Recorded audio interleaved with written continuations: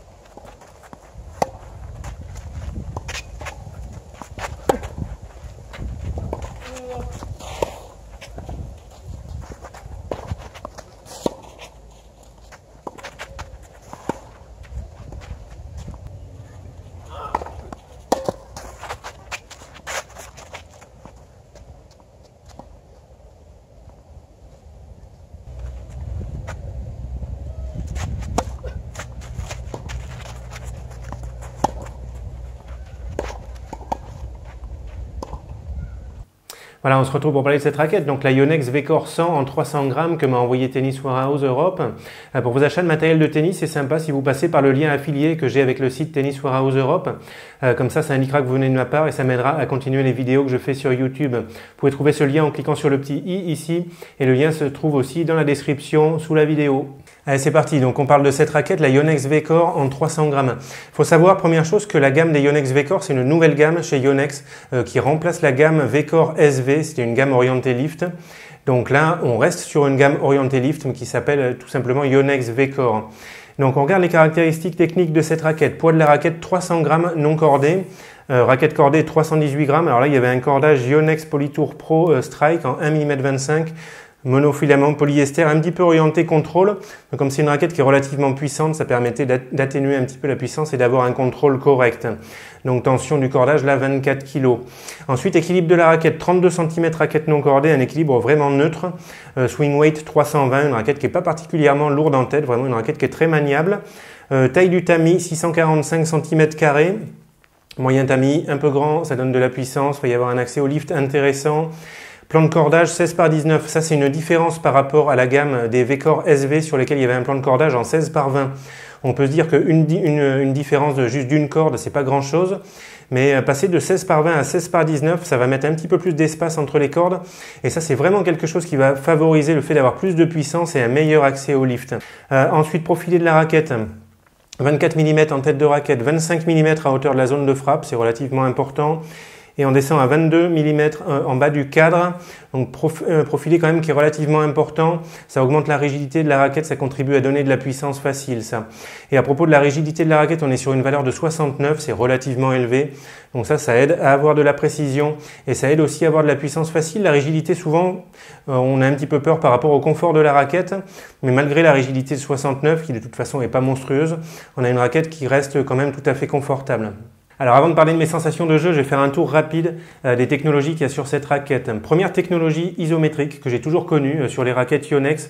En fait, ça concerne la forme du tamis qui est assez spécifique à Yonex. Tamis arrondi sur le côté et puis relativement plat en haut et en bas du cadre. Donc forme particulière qui est destinée à élargir la zone de confort, c'est-à-dire quand on décentre un petit peu la balle, pas trop perdre en confort, pas trop perdre en efficacité, en puissance. Ensuite, il y a la technologie NAMD, technologie à base de graphite, qui est destinée à bien restituer l'énergie quand on frappe dans la balle, à favoriser l'effet trampoline du cordage, à favoriser la prise d'effet. Il y a deux autres technologies pour favoriser la prise d'effet, surtout la prise de lift. Technologie aérofine, il y a des petits ailerons ici, des petits éléments en relief. Ici, alors à l'extérieur du cadre, à ce niveau-là, et à l'intérieur du cadre, à ce niveau-là qui sont destinés à favoriser le côté aérodynamique de la raquette. Donc ça peut être intéressant pour jouer lifté.